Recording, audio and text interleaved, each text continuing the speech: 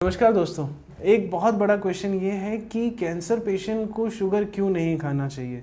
बहुत important question है। मैं डॉक्टर पंकज सिंह आज इसके बारे में आपको बताना चाहूँगा कि कैंसर पेशेंट को शुगर से क्यों दूर रखना चाहिए। देखिए, कैंसर का अगर हम एक बहुत ही माइक्रोस्कोपिक लेवल पे बात करूँ मैं आपसे कि कैंसर बेसिकली क्या है। कैंसर एक हमारा शरीर का जो बेसिक बिल्डिंग ब्लॉक है, जैसे मकान बनता है वो ईंटों से बनता है, तो एक ईंट जो है वो मकान की बिल्डिंग ब्लॉक है। ऐसे हमारे शरीर का जो बिल्डिंग ब्लॉक है वो है सेल्स। एक सेल बनता है, फिर 10 सेल इकट्ठे होते हैं, करते करते करते टिश्यू बनता है, टिश्यू से फिर ऑर्गन बनता है, ऑर्गन से हमारे शरीर बनते हैं। जब सारे ऑर्गन आपस में साथ में काम करते हैं तो हर चीज का जो बिल्डिंग ब्लॉक है वो है सेल। और वो जो सेल है वो एक टाइमली तरीके से आगे डिवाइड होता है। 1 के 2 बनते हैं, 2 के 4 बनते हैं, 4 के 6 बनते हैं। ऐसे करके वो डिवाइड करता है एक मल्टीप्लिकेशन लेवल पे। लेकिन जब वो जो मल्टीप्लिकेशन है वो हमारा बॉडी थ्रू हार्मोन्स और थ्रू जेनेटिक मेकअप वो कंट्रोल्ड है अच्छे से कि वो एक लिमिटेड वैल्यू तक, एक लिमिटेड एक्सटेंट तक ही डिवाइड करे। ऐसा ना हो कि वो डिवाइड करे जा रहा है अनकंट्रोल्ड वे में और जो टिश्यू 1 ग्राम का बनना था वो बन गया 10 ग्राम का।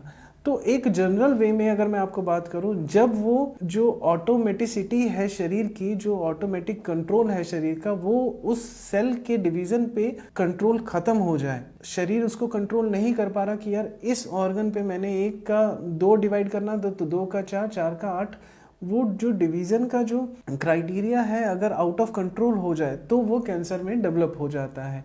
कहने का मतलब यह है 1 का 2 बनना था, 2 का 4, 4 का 8, वहां पे साइकिल स्टॉप होना था। लेकिन वो 8 का 16 हो गया, 16 का 32, 32 का 64, वो अनकंट्रोल्ड वे में डिवाइड होता जा रहा है, तो वो कैंसर बन जा रहा है। तो अब ये डिवाइड होने के लिए भी शरीर को एनर्जी चाहिए, गाड़ी को चलने के लिए पेट्रोल चाहिए, हमें भी चलने के लिए खाना चाहिए। ऐसे ही वो सेल डिवाइड होने के लिए उसको एनर्जी चाहिए। अब वो 2 के 4 सेल बन गए, वो जो 4 बने वो कैसे चलेंगे। अब वो 4 ने 8 बनाने हैं तो वो 8 कैसे चलेंगे, या 4 को जो 8 बनाना है उन चारों को एनर्जी कहाँ से आएगी।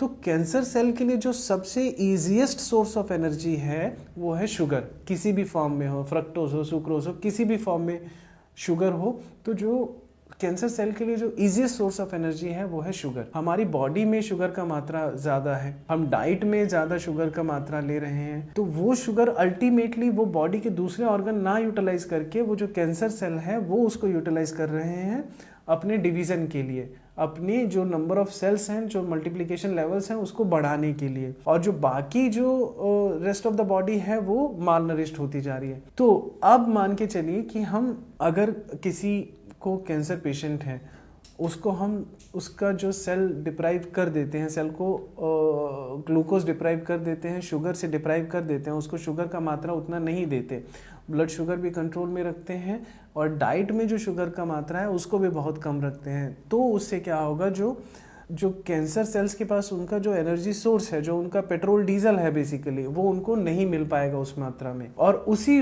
दौरान हमने डाइट में भी कंट्रोल किया, कैंसर का जो प्रोलिफरेशन रेट है वो भी कम किया थ्रू डाइट, और उसके साथ में हम कैंसर का ट्रीटमेंट भी शुरू करते हैं। तो ओवरऑल सब चीज़ें मिलके कैंसर को क्योर करने में मदद करता है। तो इसीलिए कहा जाता है कि जो कैंसर का पेशेंट है उसमें जो शुगर का डाइट में मात्रा है वो मिनिमम होना चाहिए। ब्लड शुगर भी, इन केस अगर वो डायबिटिक भी है, शुगर का पेशेंट भी है, तो भी उसका ब्लड शुगर लेवल कंट्रोल में रहना चाहिए। उससे जो कैंसर को क्योर करने की जो प्रोबेबिलिटी है, पॉसिबिलिटी है, वो काफ़ी रेट हायर बढ़ जाती है। तो ये बेसिक फंडा होता है कि हम शुगर की मात्रा कम करके कैसे कैंसर पेशेंट को पॉजिटिव वे में बढ़ा सकते हैं, आगे बढ़ा सकते हैं। तो आप इस चीज़ से समझ सकते हैं कि एक डाइट एक कैंसर पेशेंट के लिए कितना इंपॉर्टेंट रोल प्ले करती है। ऐसा नहीं है कि सिर्फ दवाइयाँ, सिर्फ सर्जरी या सिर्फ रेडिएशन, सिर्फ इनसे ही सफिशिएंट है। डाइट कितना बड़ा रोल प्ले करती है।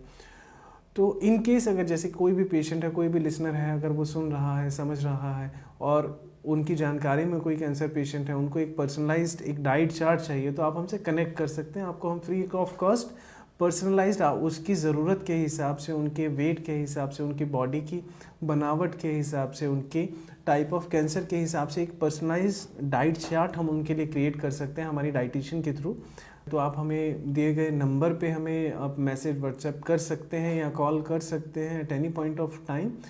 उम्मीद करता हूँ कि ये वीडियो आपके लिए हेल्पफुल रहेगा। आपके घर द्वार में जो भी आस पड़ोस में कैंसर पेशेंट रहेगा, ये नॉलेज उस तक पहुँचेगी तो ज़रूर उसकी लाइफ में कहीं ना कहीं पॉजिटिव वे में अफेक्ट आएगा। Thank you so much. नमस्कार।